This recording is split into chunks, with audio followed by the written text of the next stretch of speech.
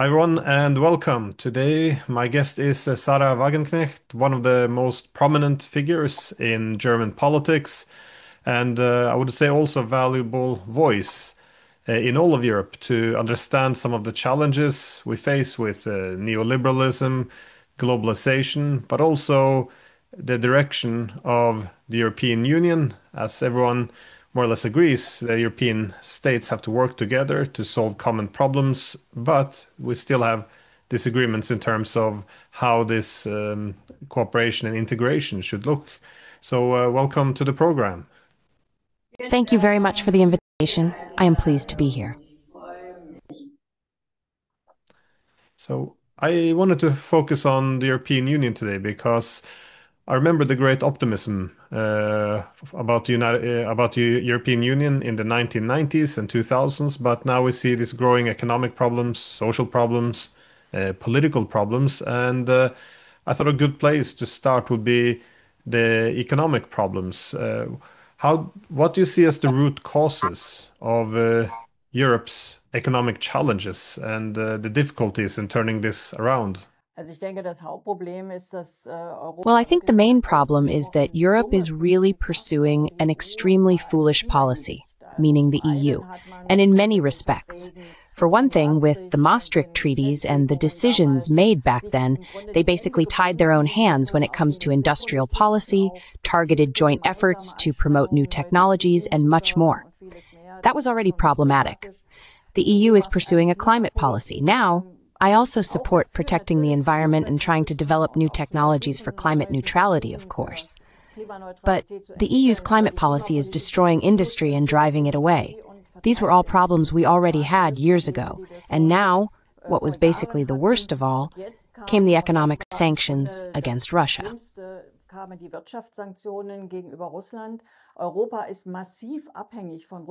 Europe is massively dependent on Russian raw materials, on Russian energy, especially Germany. Our industry has basically, it's been the very condition for our industry's existence that we get cheap energy from Russia, especially gas. We have cut ourselves off from that and have now placed ourselves in complete dependence on the United States, especially with the most recent agreement or deal, as it's called. By the way, this is not a deal with Trump that Mr. von der Leyen made there. Rather, it is the subjugation of Europe. In the coming years, we will be buying huge amounts of expensive American energy, which, by the way, is also lower quality and dirtier energy.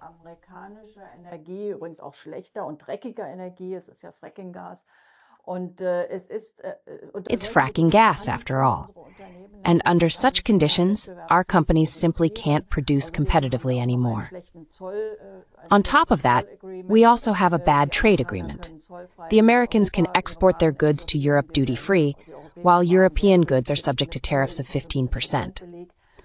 So this is all a policy that makes no sense at all and really just shows that many European politicians are obviously in a true vassal position toward Washington, completely submitting to whatever the wishes of the American administration are. And of course, this comes at the expense of the people in Europe.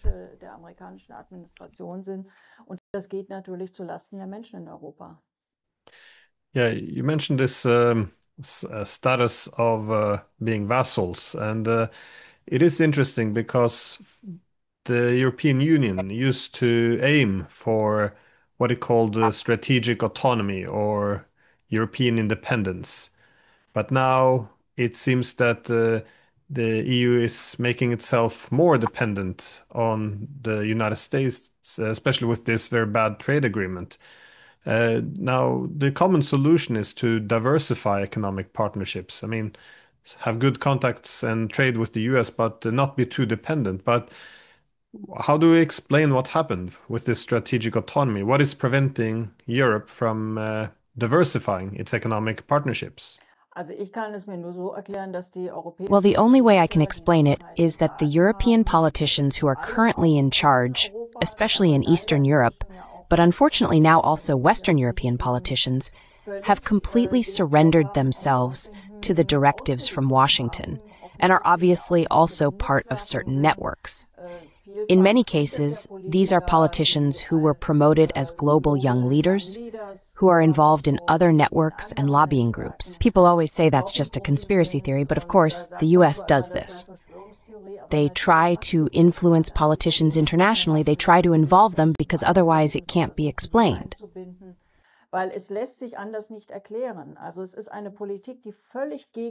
So this is a policy that is completely against the interests of Europeans. What Ms. von der Leyen is doing is a disaster. And that's something there are very few in Europe, very few statesmen as well, who stand up to this. Now, I'm really not a fan of Viktor Orban because his domestic policy is far to the right. But he is one of the few who at least still defends the interests of his country and says, yes, we will continue to buy Russian oil because we need it. And he has also tried to set different accents in peace policy.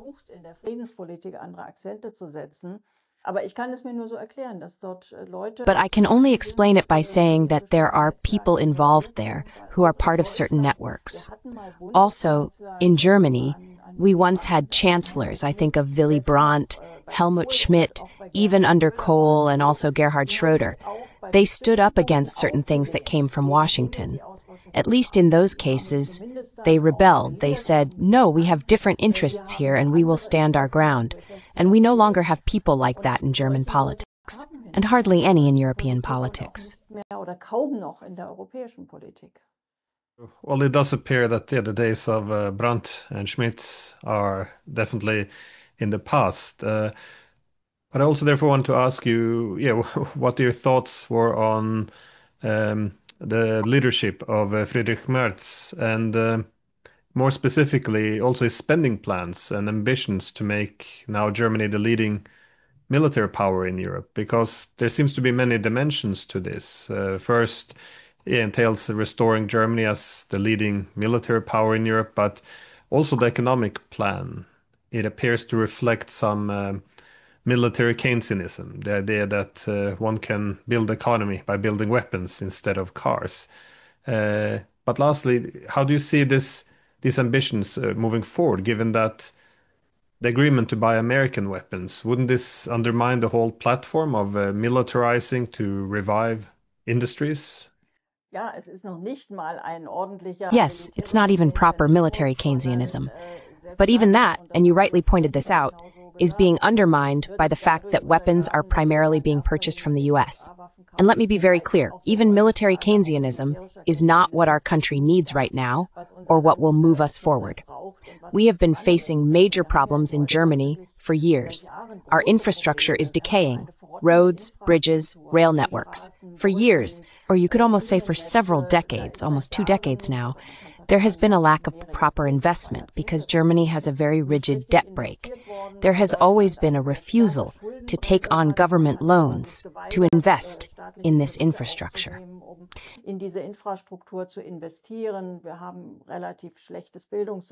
We have a relatively poor education system. So we have many problems.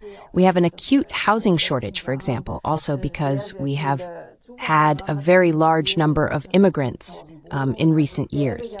Germany is short 800,000 apartments, so there would be many reasons to invest in Germany, even as a government, and taking out loans for that would actually be quite reasonable, because it would put the country back into a better state. But that's not being done. The infrastructure program is also very much focused on the military. And even though the arms industry is booming in some areas, Rheinmetall just opened another new munitions factory, that doesn't bring prosperity.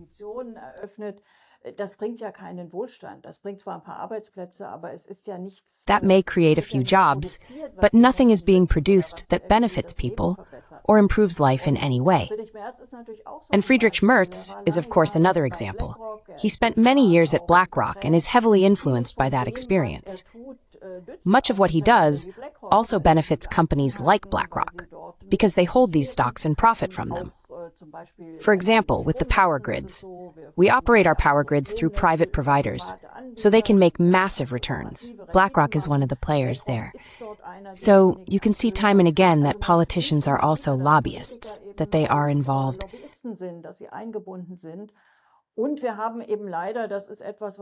And unfortunately, we also have, this is something I would add to your previous question as well, we have a press that massively supports this policy. That is truly alarming. If we had critical journalism that would challenge the government every day, that would basically also attack MERS for all these wrong decisions, just as it started before under the Schulz government. That's when the insane rearmament began. If we had critical journalism, the government might be under a certain amount of pressure.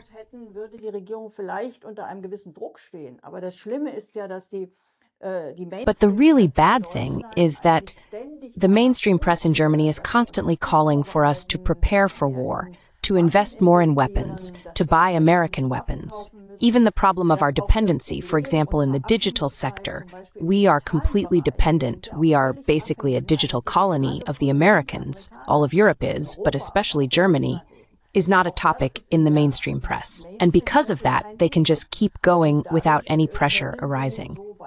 And yes, people are already somewhat disappointed. Mr. Merz is not exactly popular right now. He has already broken one election promise after another, even in just this half year that he has been in office.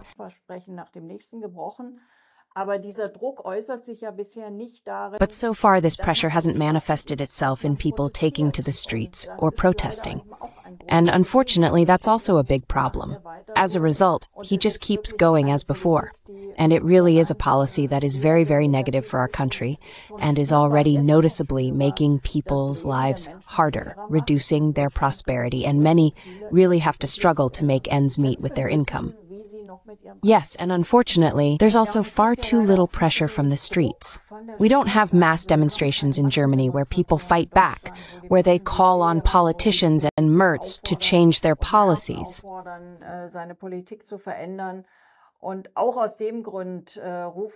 And for this reason, we are calling for a large peace rally on September 13th in Berlin, at the Brandenburg Gate at 2 p.m.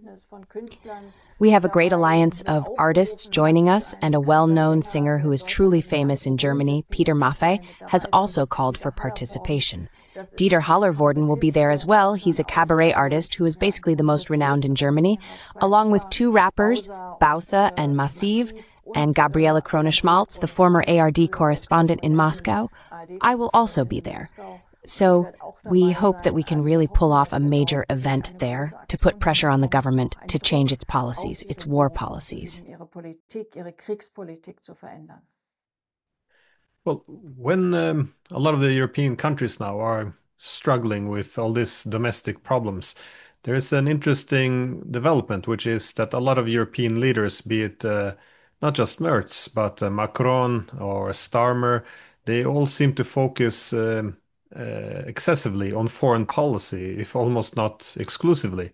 And I find this to be quite interesting. And of course, this is mostly revolved now about war. This is what they tend to speak about. And well, Europe used to be very careful, and it used to try to restrain US efforts. So whenever the US wanted to push, for example, NATO expansion, it was Merkel and Hollande and these who would try to hold back a little bit. But now the roles appears to have shifted. That is, the Europeans seem to be more eager now to fight Russia, and well, it's the Americans who seem to be trying to push towards a settlement. How did we end up in this situation where the Europeans do not even want to sit down and talk to the Russians and only see military solutions? Again, it's a massive shift in a relatively short time. I was wondering what your perspectives were. Yes, that is indeed a complete change. For example, when the Minsk agreement was concluded, the Americans tried, in Ukraine, they were also the main actors, to support the Maidan coup. The Europeans tried to balance things out somehow. That's when the Minsk agreement came about. Even before that, when George W. Bush wanted to bring Ukraine and Georgia into NATO, it was actually the Europeans who said, careful, we want to avoid a war. And that is, in fact, the fundamental interest.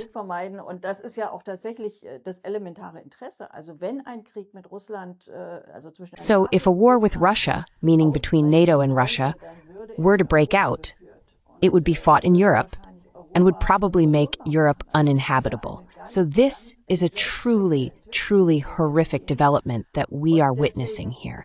And that's why it's actually incomprehensible. One really gets the impression now that Trump actually wants to end this war, not because he is such a peace-loving person, but simply because it is a lost war for the US that only costs a lot of money, and he wants to focus more on the conflict with China.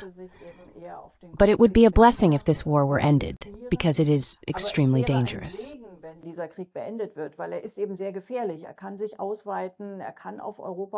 It can expand, it can spill over into Europe.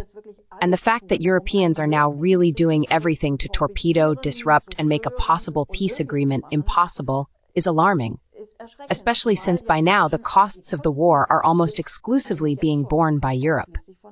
So even now, in total, Europe has spent more on Ukraine for weapons and support than the US. And currently the US, or rather Trump, has almost completely withdrawn from it. I can only explain it by saying that, of course, an external enemy, as we have unfortunately seen often in history, is always a good way to distract from internal problems.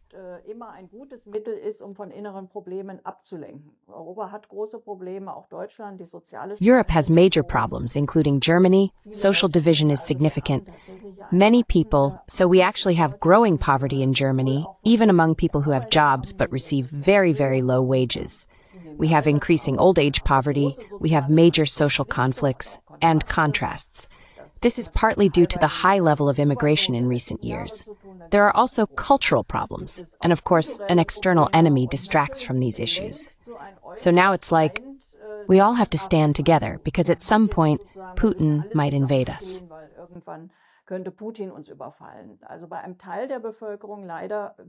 Unfortunately, this works on a part of the population. If you consume media in Germany, you get the message every day. We are on the brink of war with Russia. It's subtle, but it's repeated constantly. We have to prepare for war. We need more tanks. Putin will attack us soon. He's preparing for it. And in this way, a mentality is being created, just like we saw several times in the 20th century. When I was younger, I always wondered in history class how it was possible that people went off to World War I with such enthusiasm and into death.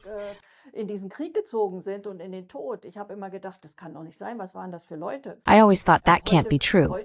What kind of people were those? Today I understand how something like that works, because people are told things like this every day, and a monstrous figure is built up. So Putin is portrayed in the German press as being beyond any rationality. He's basically a monster. And the Russian is once again being built up as an enemy image. Mr. Waterful, the foreign policy expert, says Russia will remain our enemy forever. Given German history, that's something I wouldn't have thought possible 5 years ago, that we'd be having such a debate. But that's the only way I can explain it to myself. And it's similar in France. I mean, Macron is unpopular. France also has major social problems.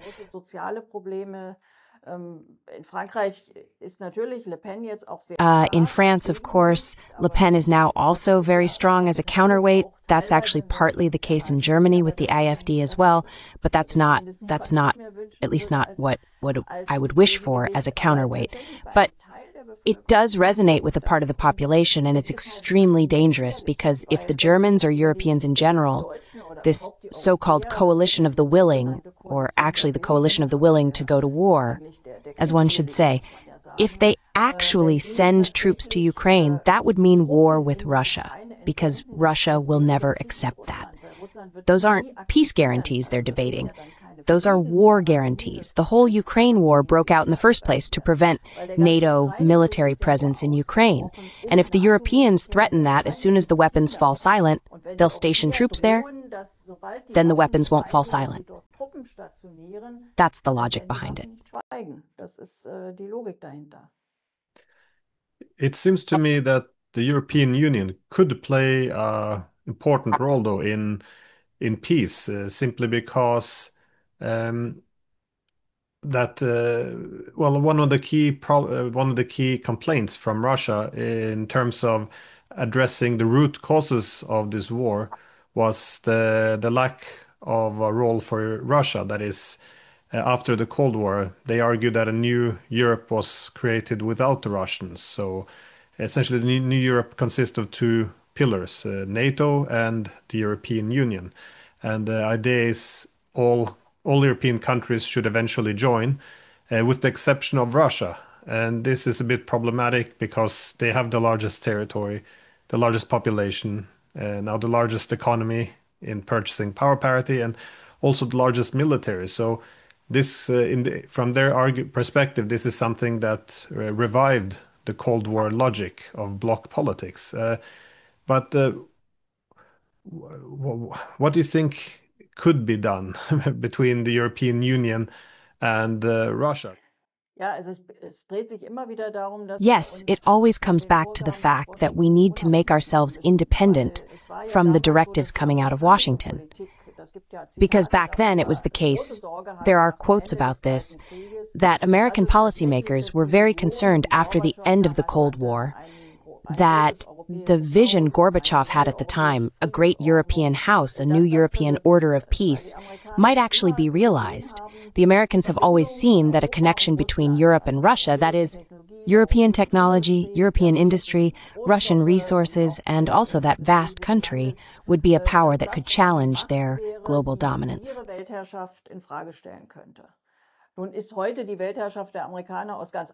Today, American world dominance no longer exists for entirely different reasons. In many parts of the world, they are no longer a hegemon. But it has always been in the Americans' interest to drive a wedge between Europe and Russia, for geostrategic reasons. That is certainly interesting and plausible, but it has never been in the Europeans' interest.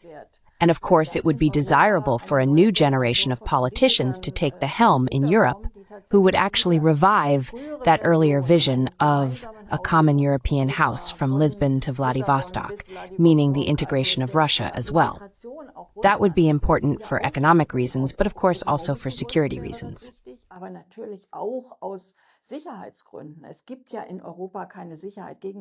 There is no security in Europe against Russia. There is only security with Russia. And all these war games that are now being played out and fantasized about are madness. Also, because if there were to be a war between NATO countries in Europe and Russia, it would not be a conventional war, since Russia is inferior in conventional terms. That means it would be a nuclear war, and that would destroy Europe. I still remember, as a teenager, I grew up in a time when people were very afraid of a world war. Back then, American travel agencies advertised with the slogan, "Visit Europe while it still stands."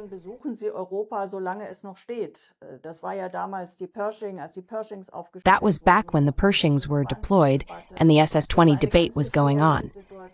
It was a very dangerous situation, and fortunately, thanks in part to Gorbachev at the time, it was overcome. And now we're in a similar situation again, except that today no one is talking about it. Instead, people act as if a war with Russia is something that, while not pleasant and maybe a bit destructive, is actually something that could be waged, something we could do. And then somehow Germany would still exist and Europe would still exist.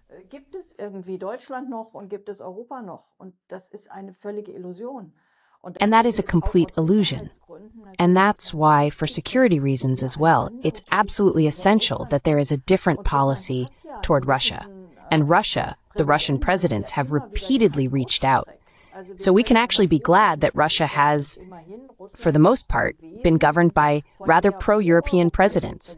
Because now, of course, Russia is turning massively toward Asia. All the pipelines, economically, everything is now oriented toward Asia. They have to.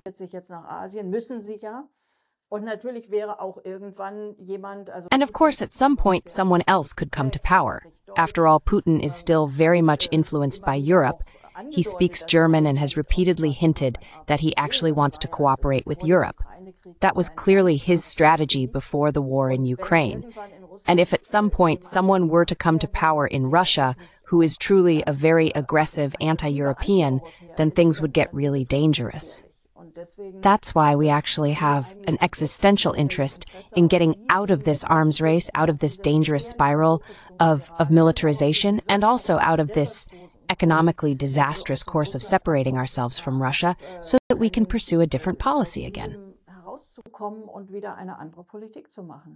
I often think about the great American diplomat George Kennan, who, of course, he he was the architect of the containment policy, but in the 1990s he was quite dismayed because he was making the point that we had all these opportunities to create any Europe we wanted almost after the Cold War, and he saw this as a lack of political imagination, that the only thing we could imagine was a return to this bloc politics. So who should be inside, who should be outside. So again, there could have been a lot of very exciting opportunities in creating this, as you said, this great Europe from Lisbon to Vladivostok, which would look very different than today. But I guess it takes me to my last question, which is uh, what is it that which path do you think the European Union took wrong, and what should be a better future for the European Union, given that we, as I opened up with, we still need a way for European states to work together for both shared prosperity and peace. But what are other paths the EU can take? So, in addition to a different foreign policy and a different foreign economic policy, it would of course be important to change the rules in Europe. The European Union has become a very centralized structure. The Brussels Commission partly governs within the member states. That was also one of the reasons why at some point there was a majority in Great Britain to reject this. The slogan, "Take back control," was central to that. It had a lot of support among the people because they didn't want to be governed from Brussels. And that's quite understandable, because the regulations imposed by the European Union are sometimes a tangle of bureaucracy that only serves certain lobbying interests, including those of companies.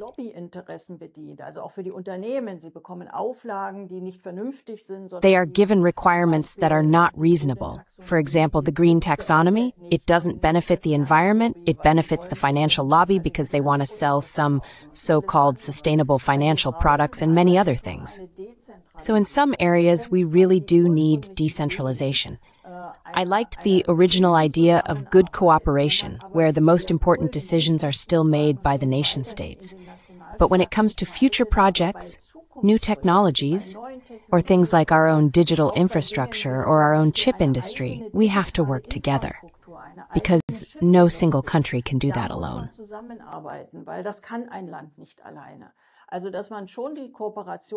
So, maintaining cooperation, aiming for certain goals together, but also allowing countries to focus more on their own priorities.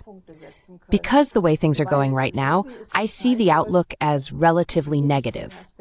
I actually think that Europe will eventually fall apart because of these problems. But simply falling apart is obviously not a solution. That would mean a return to nation states. But in today's world, those are, of course, too small to really be able to hold their own.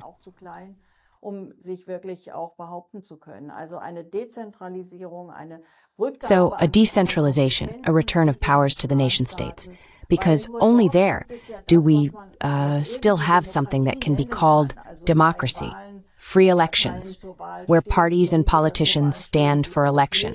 The European elections, including the European Parliament, are so far removed from the people. And we've also seen, Ms. von der Leyen was never elected by anyone and is now a powerful Commission president. So at the European level, fundamental things that democracy needs simply don't work. There is also no public sphere at the European level.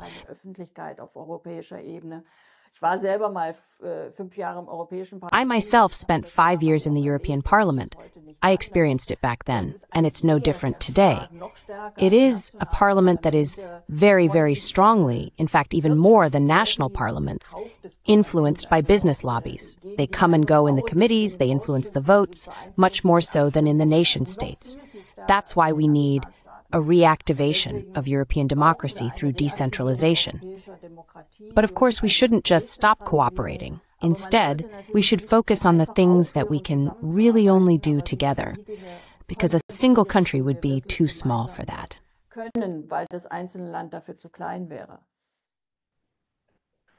Well, thank you so much for taking the time. It's a very critical time for Europe, so I really appreciate your insights. So thank you so much. Thank you.